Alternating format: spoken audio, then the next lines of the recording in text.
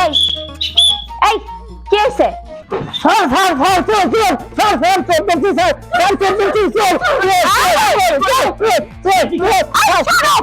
আমি চোর না, আমি তোমার বউ।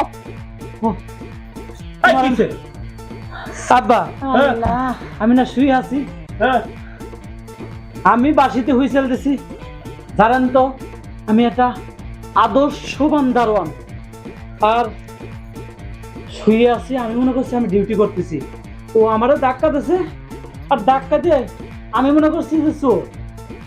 বউ তুমি কিছু মনে করো না বউ, আসলেও তোমার এই স্বামী একটা আদর্শবান স্বামী, আদর্শবান দারোয়ান। আমি এই পোশাকটারে অনেক মূল্যায়ন করি, তুমি কিছু মনে করো না বউ। দেখছো, তোমার খালি খালি কইছি যে তোমার মাইয়ার জামাইয়ের কোন সমস্যা আছে, ঘুমের মাথায় লাভ দিয়ে ওরা ফুল ফুল সব করছো। আমরা না কি হয়েছে গর্বিত, আমরা ভয় পেয়ে গেছি। ঠিকই কইছো তুমি।